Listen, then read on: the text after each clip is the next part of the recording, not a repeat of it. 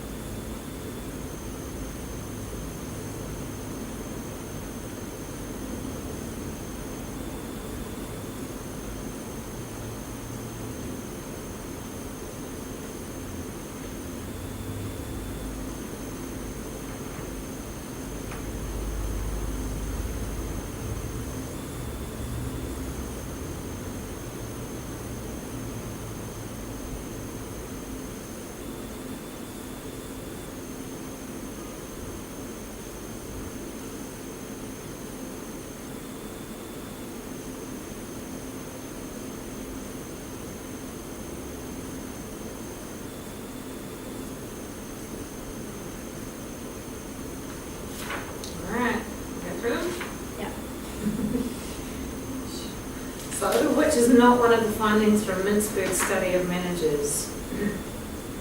A.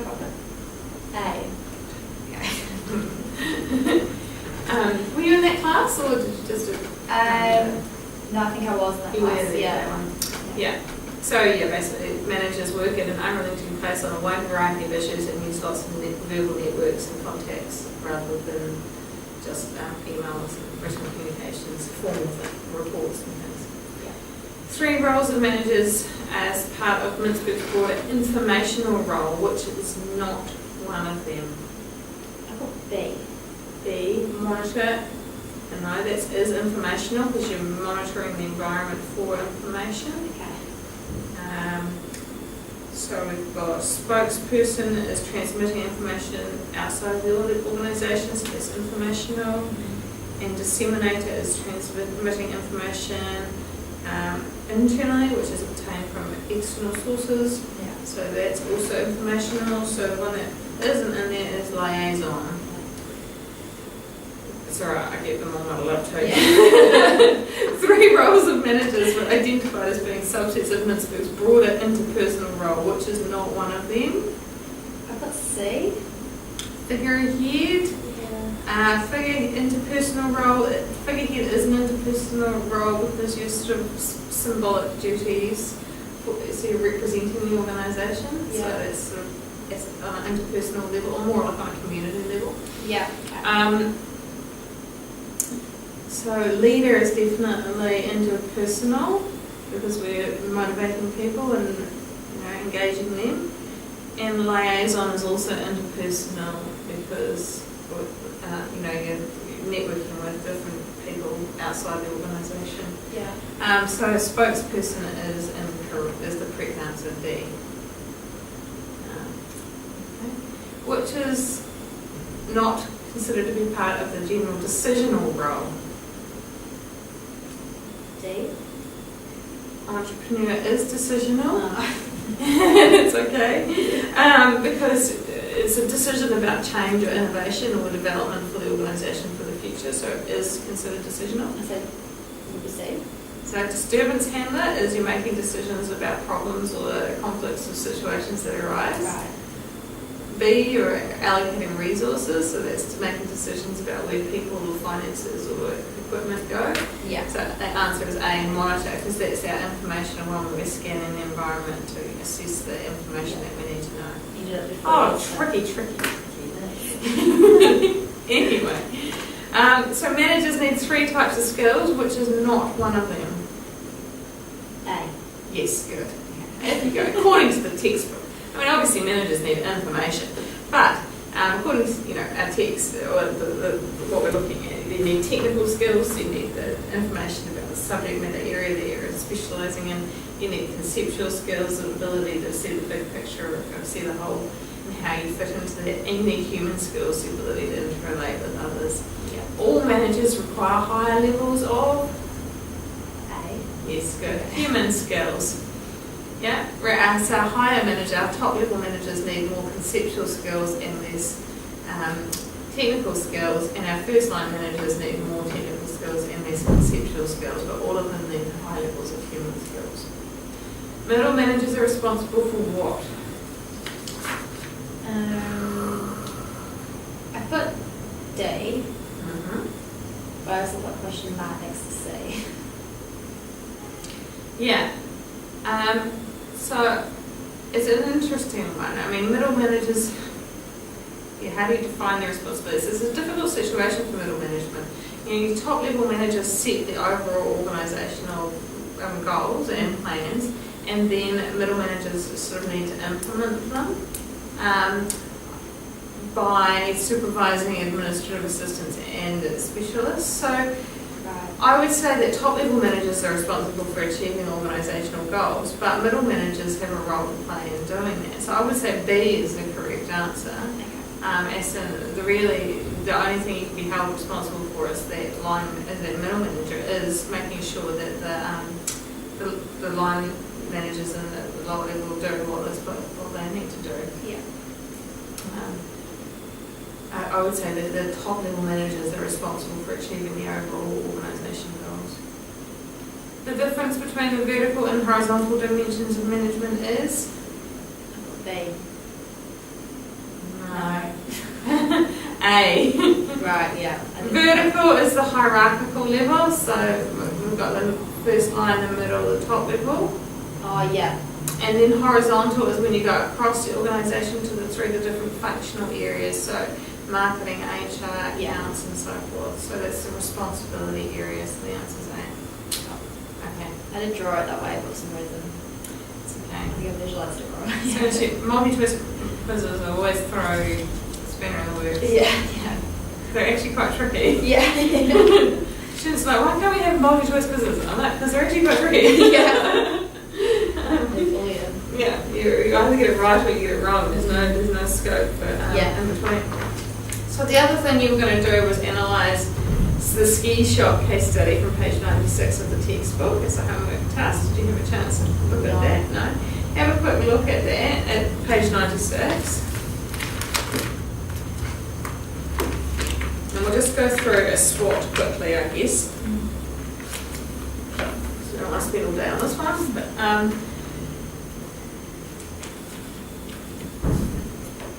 so basically you've bought a ski shop near a university campus.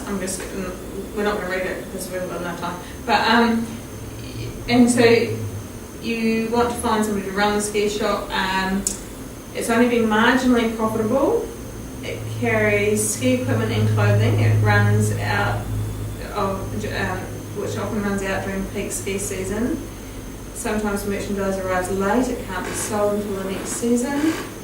There's very little business between October and April. There's a dispute about the size of this outside sign displaying the shop's name, and the local government relationship is poor.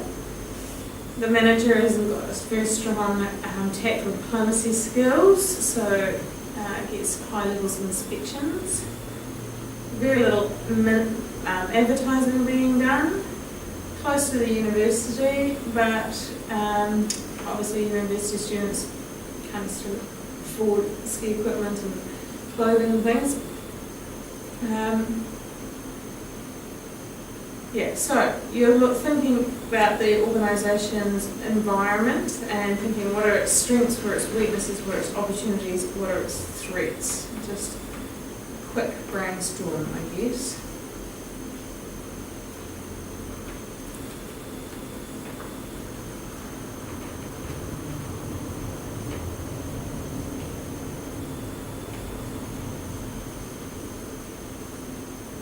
I guess one of the negatives would be seasonal. Yep. Seasonal. It's a weakness. It's only operating in the peak season, so it's got this whole downtime where it's not doing much at all. Yeah.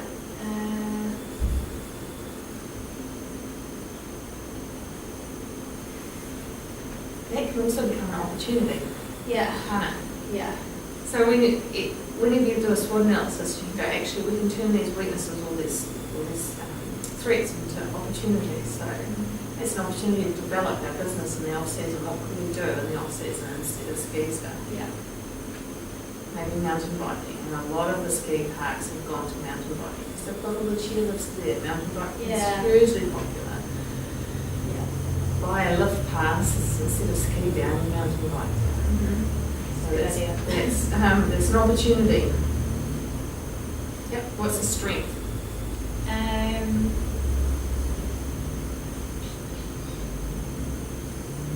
The student population includes many avid skiers. Yep. So there's avid skiers nearby.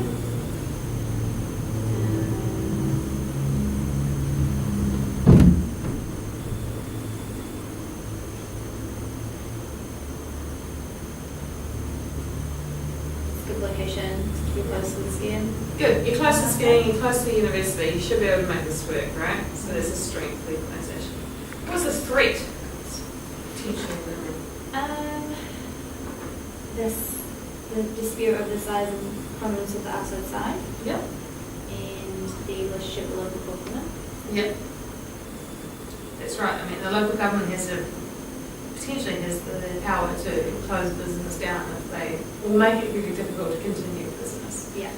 So they need to, again, turn that around and make that, build that relationship and make it into a strength.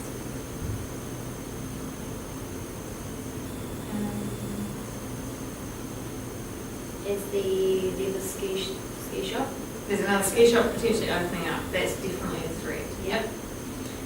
And so what's a few, so we've talked about an opportunity, we've talked about a threat, we've talked about a weakness, we've talked about a strength. That is the basis of a SWOT analysis, essentially, is identifying each of those and going, how can we build on these? How can we offset our weaknesses? How can we prevent it or limit the effect of our threats? build on our opportunities and maximise our strengths. Okay, and obviously it gets more complex than that. You can weight them and calculate them all out, and prioritise them and whatever. But in a nutshell, that's what we're looking at. Yeah. What about a pestle? What would be the quick sort of what are the political factors that are influencing the ski shop?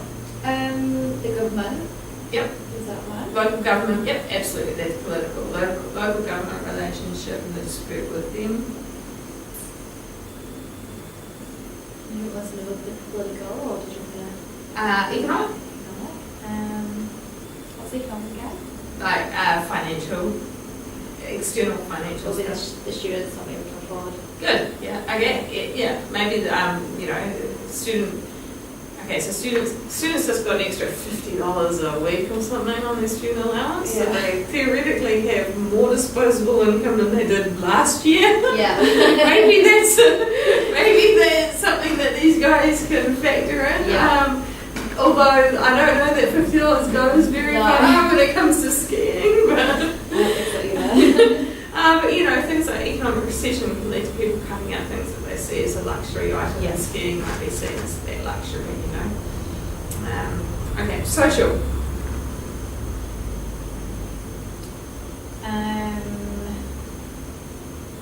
What's social again? So sociological is like looking at maybe demographic changes, so how we've got an ageing population or different gender makeup, but it's also about different social attitudes to particular things, like people can be in a bonnet about particular land use activities, or the popularity of certain activities rises and other activities falls away.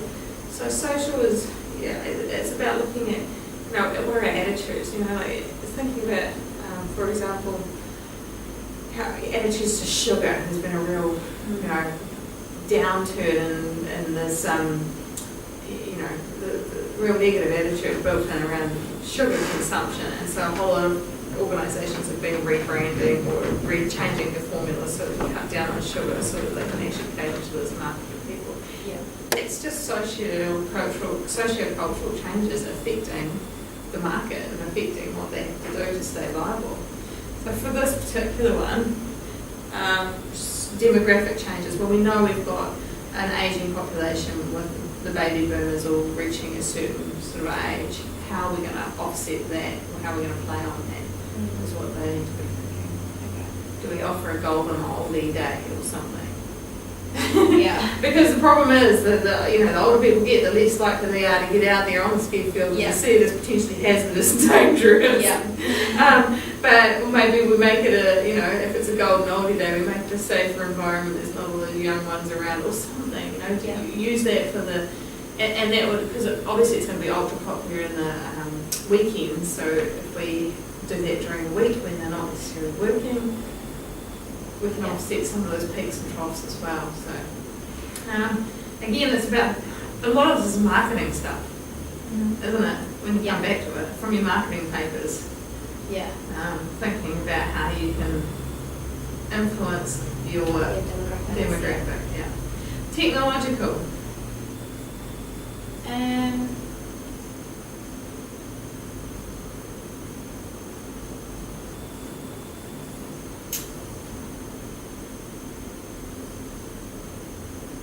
Would that be Any technological changes that would affect that industry?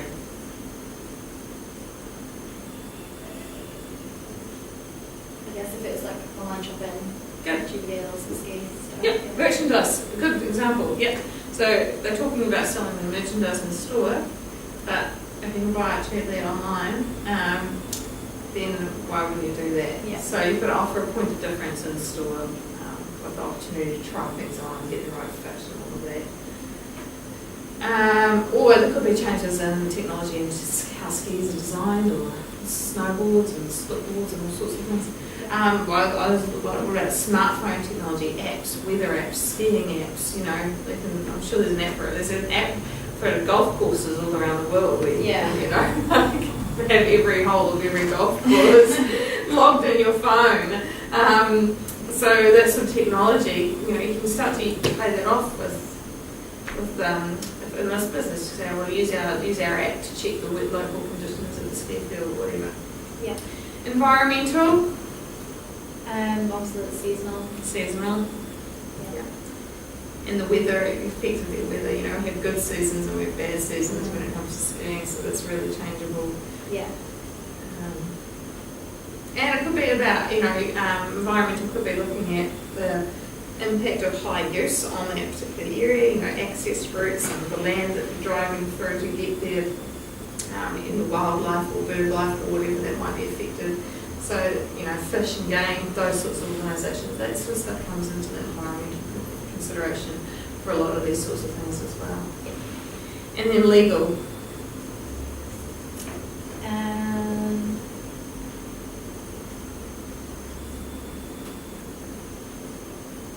Legislation's changed lately.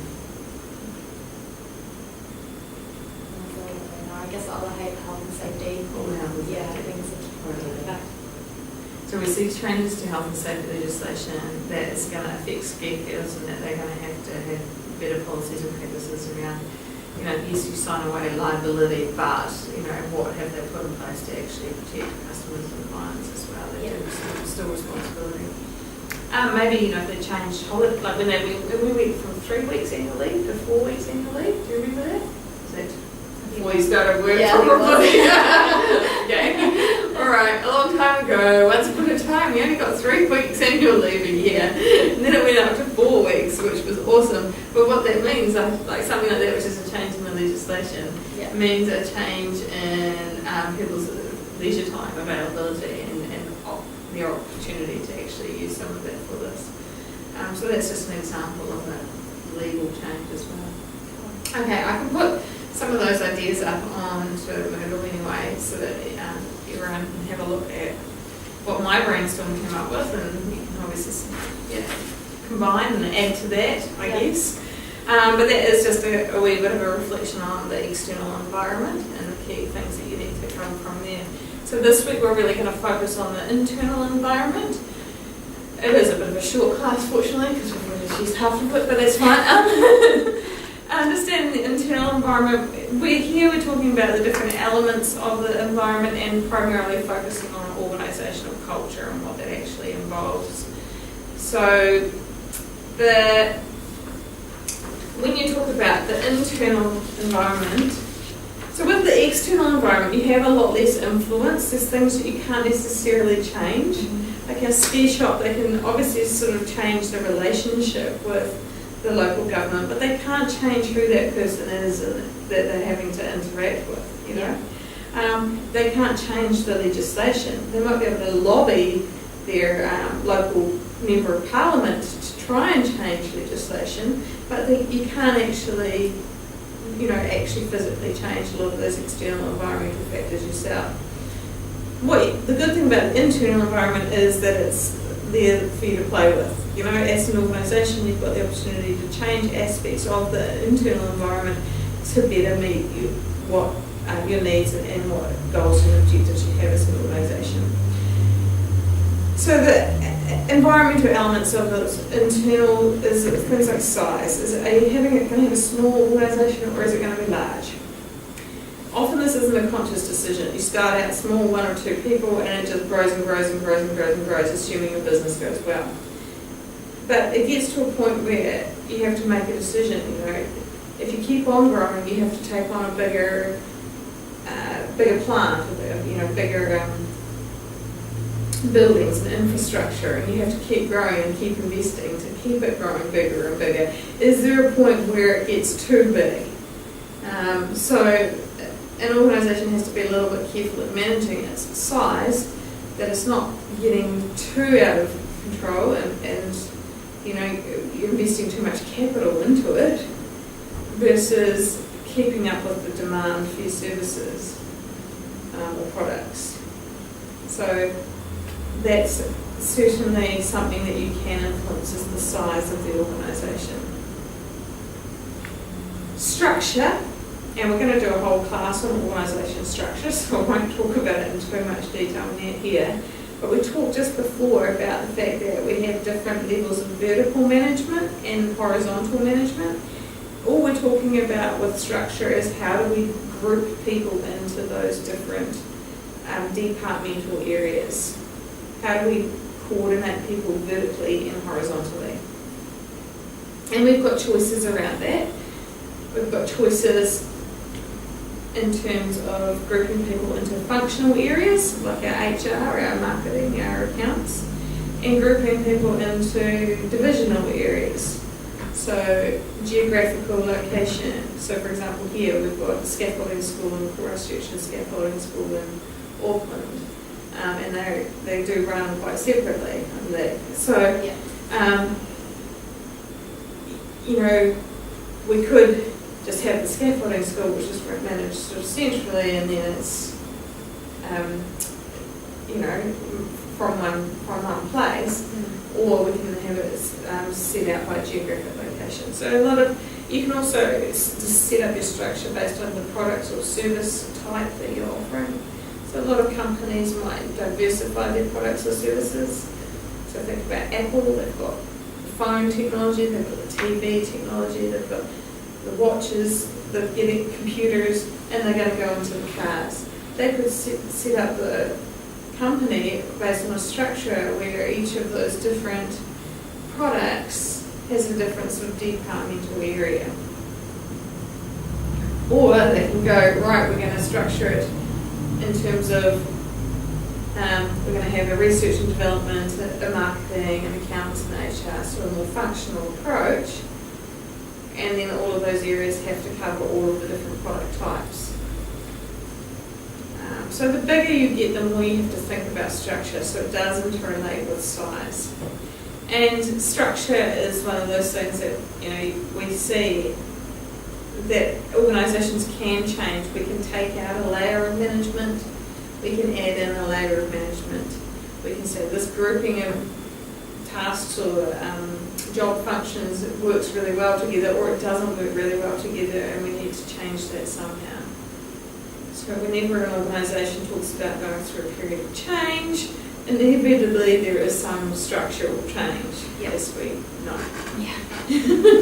So, yeah, and you can change structure to your advantage. You know, you can change it so that it is more, you know, like if you take out a level of management, what are you doing for that organisation? What do you think? You take it out? Yeah.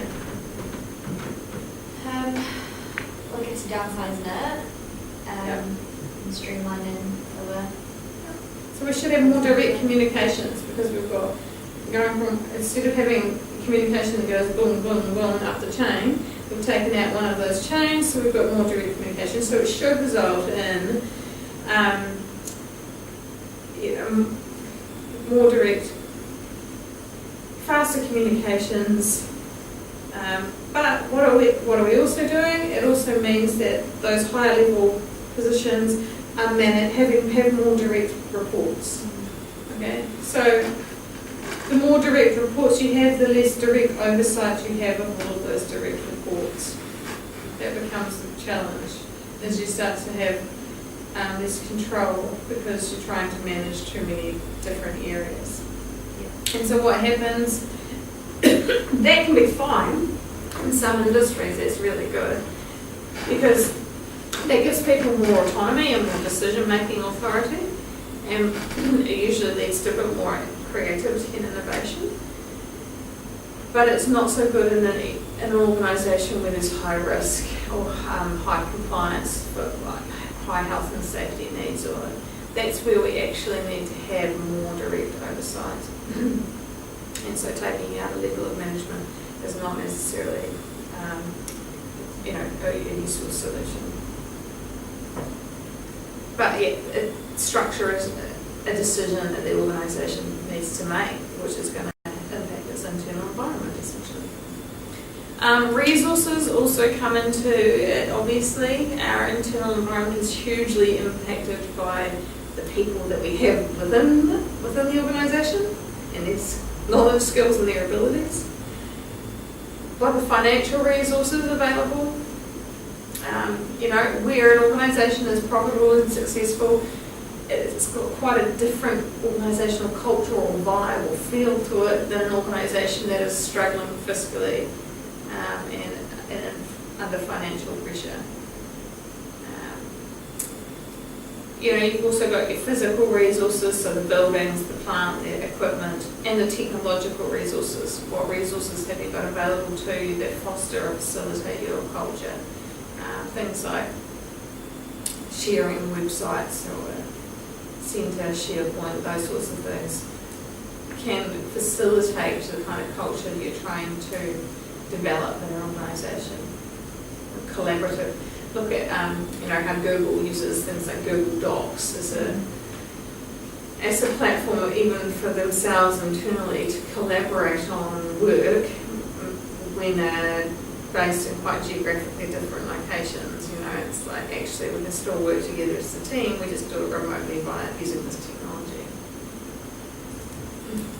And as information systems comes into that as well. And culture, so organisational culture is what we're really going to focus on, and it can be described as sort of administrative or entrepreneurial, or in lots of different ways actually we'll look at. But yeah, administrative culture is definitely sort of more of the bureaucratic, formalised approach where we've got strict rules and policies and procedures, and those need to be followed, and that's more relevant in those high risk, high compliance required areas.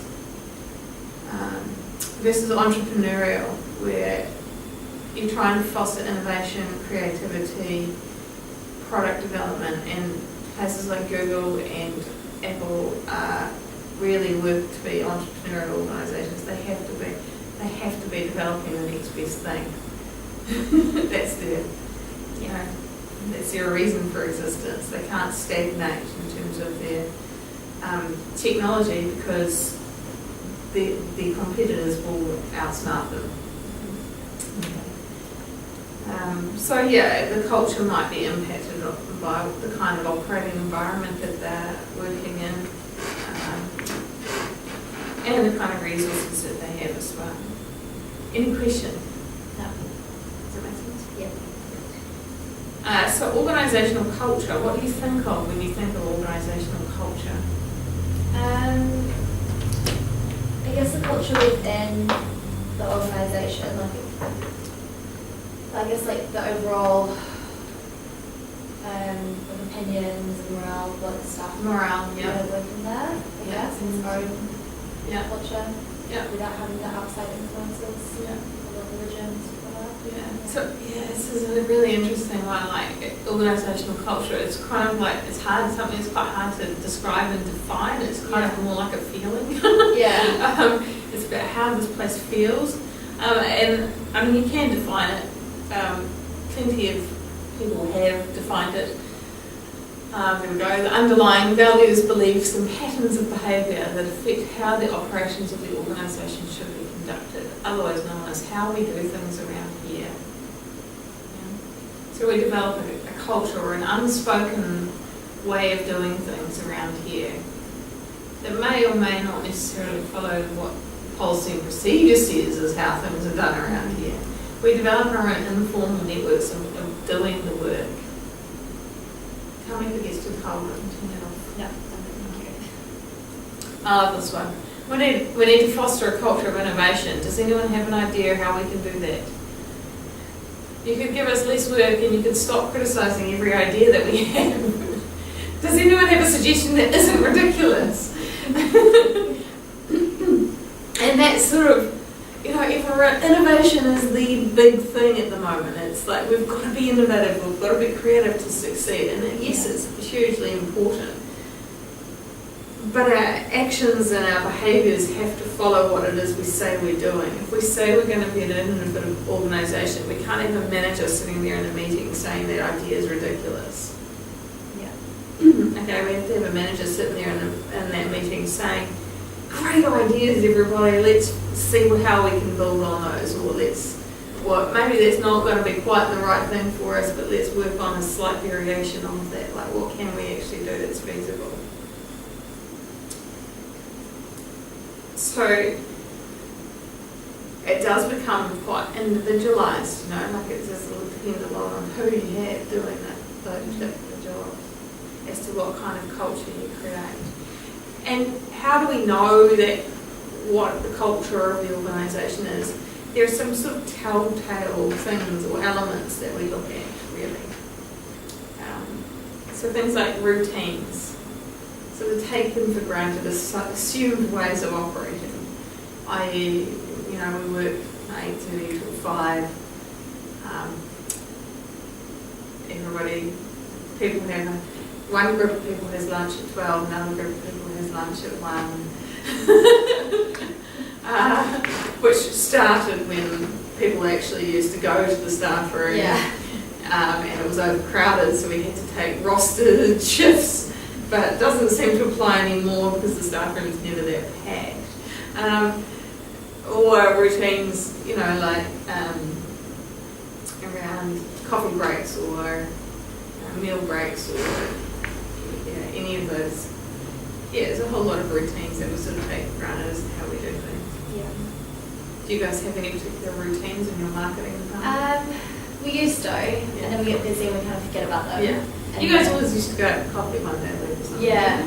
That was a routine. We do a birthday routine, like whenever we've got a birthday in the team, we'll go to coffees. Cool. Oh, that's nice. Yeah. That's probably more a ritual. Yeah, Because a ritual is something that's a bit more infrequent. Yeah. Okay, so that marks a special value of something.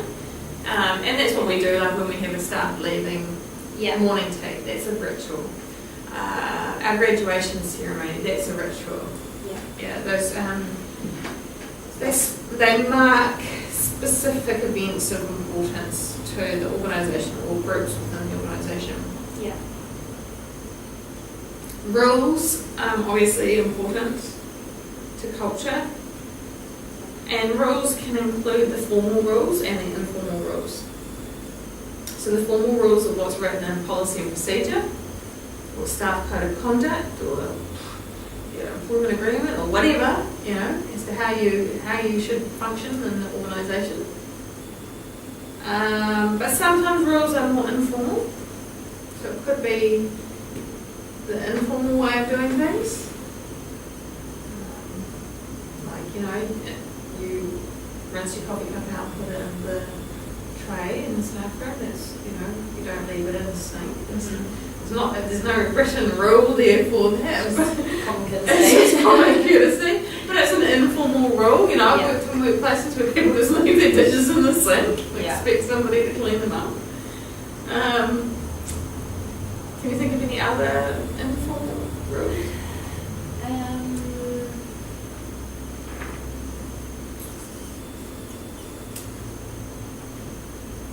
Not really, I guess.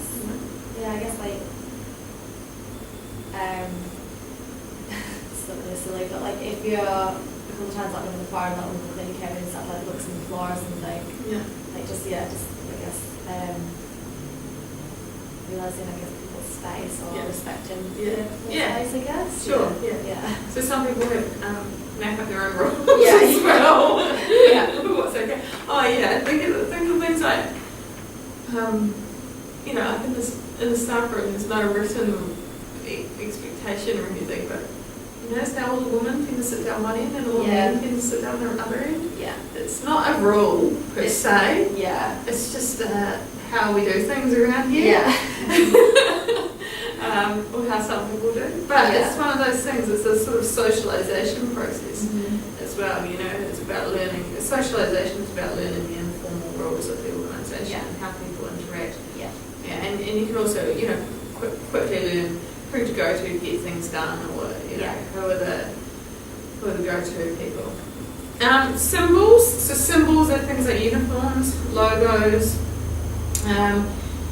company cars. Even the look of your building is a symbol. You know, having a sign out the front that looks tidy versus tatty, or those things all sort of indirectly affect your organisation's culture.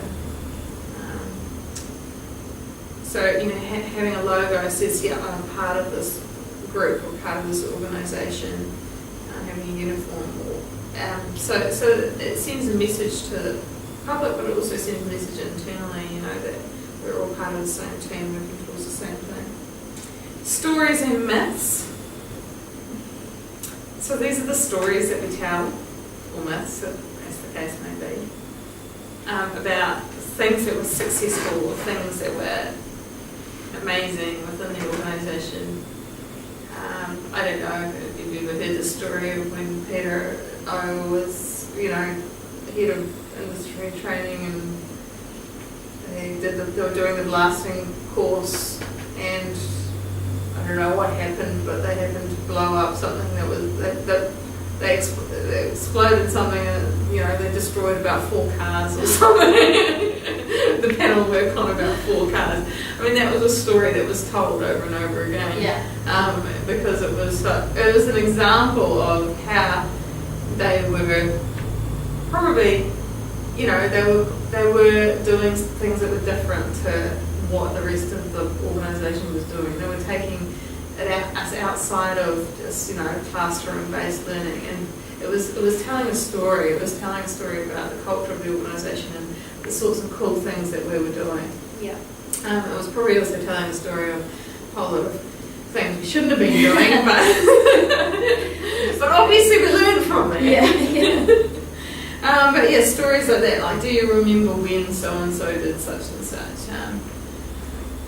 And I guess you have to have some kind of organisational history to be there, but one part of socialisation is that, the people who've been there for a long time will tell stories to the new people who come on board.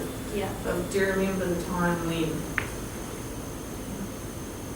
Don't know, did you hear any new stories when you came on board? Apart from the Christmas parties going off, I think that's what a few people told me about, but Yeah. I haven't really seen that. No. Yeah.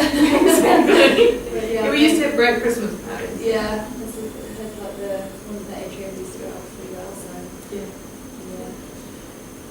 yeah. Yeah, all sorts of things, but it's all, that's about how strong a culture is as well. So you can have a strong culture and a weak culture. A strong culture is where those things are continuously reinforced and presented, and people are wide, and those values and beliefs are widely held and understood. Whereas a weak culture, you'll probably find pockets of knowledge and different information in different places. So so you can actually categorise the culture in terms of strength as well. We've also got systems and structures, so I talked a bit about that before in terms of structure, but systems, ultimately administrative processes and systems that you have set up and established affect the culture. They can be more formal or more informal as well. And the values and the beliefs. So, most organisations will put out a list of organisational values. These are our values. And we've got a list of them too on our website, right? Yeah. Yeah, so probably even in the student handbook somewhere. Yeah, I'd say so. These are the values that we adhere and aspire to. See if they're in here. No,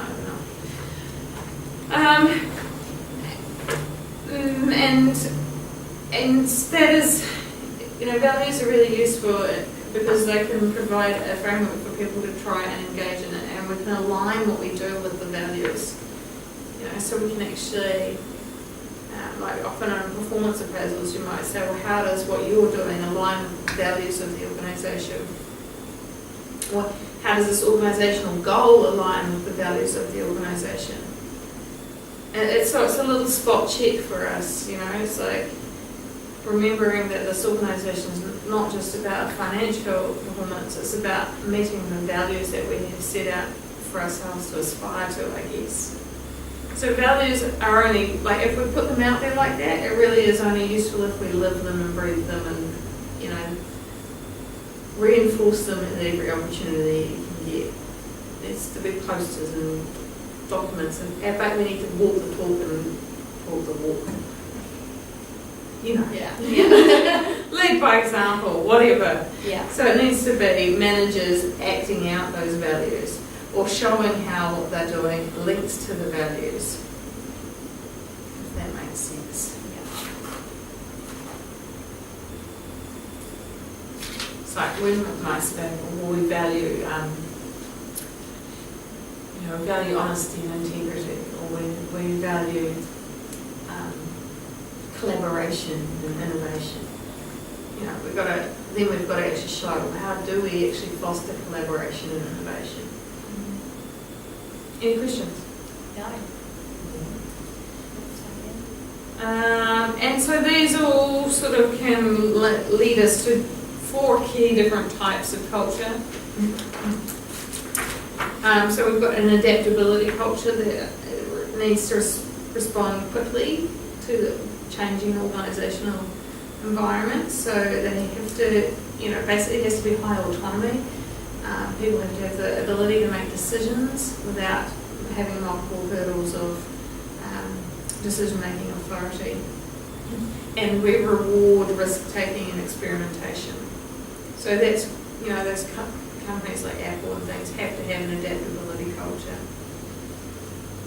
Achievement culture is where we're looking for high performance. So we're looking at competitiveness. So we will foster maybe inter-team competition or meeting targets. So this might be more of a sales type organisations. But yeah, with this high competition, you have to meet customer needs. So that's where attitudes like, willing to work really hard, put in the extra hours, be particularly aggressive, take initiative, those sorts of things might be valued. Involvement culture emphasises participation of employees, trying to get them to adapt to the changing environment. And this places a high sort of value on meeting the needs of employees. So that's really trying to get people involved. And a consistency culture, which is really focusing on making sure we've got things are consistently done across the institution or the organisation. And that's really to promote stability, so that things are the same across the board. So there's a high focus there on following rules and policies and procedures. So it'd probably be interesting to go back and look at that, read the stuff on Moodle around that, and think, well, which of these does my organisation fit into, and why do I think that? It's a task for you. Have a think.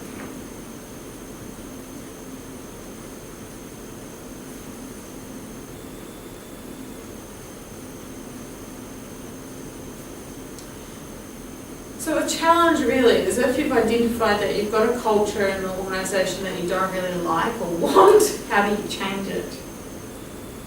And that's about actually we've got to identify what are the actual norms. So maybe do a workshop, get employees to list the behavioural norms that they think affect what they're doing. We have to articulate new directions, so discuss what the current direction is and what the future direction is going to look like, and what sort of behaviours that we actually need for organisational success. So say we've got a lot of people who are highly compliance focused and policy and procedure focused, but we need to be innovative and adaptable, then we're going to need to express that and say our new values are going to be around innovation, adaptability, entrepreneurship. Establish new norms, so develop a list of new norms that will have a positive impact on the organisation and its effectiveness. So actually say, right, well, instead of this, we're going to have instead of a culture where nobody speaks up in meetings because they don't want they're afraid, or they don't want to fall out with somebody, or there's issues, personality issues, or there's issues with following rules and procedures or whatever, or even following formal meeting protocol. If we want to say let's get rid of that, let's promote meetings where it's safe to speak up, speak your mind, say any ideas that you've got, and throw those ideas out there, and let's make it more informal but more innovative. That would be establishing a new norm. Identify the gaps, so what's the difference between the actual norms and the new norms? And then, close the gap. So agree on new ways to do them. Develop reward systems. So encourage people to speak up in those meetings. Give them rewards for good ideas, or make some, tie your organisational goals into those new sort of norms for behaviours. So that's actually a change management process. So when we start to talk about change management, either in this paper or another, you'll see very quickly that we're talking there about managing change.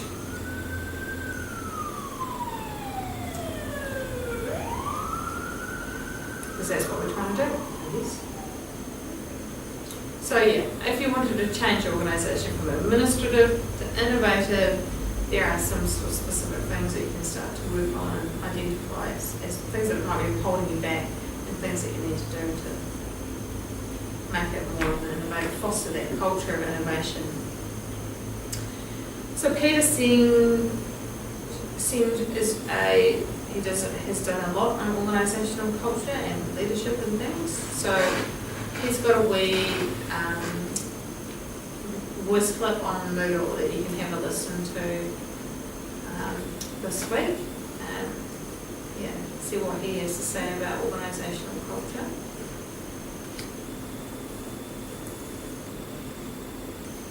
And there's a wee organisational culture preference scale in the textbook, just to get you thinking about what kind of culture do you like to work in and what do you respond well to. And remember just not to mark in the textbook, but Now I think we've got people showing up for hello. Come on in. Take a seat. Cool.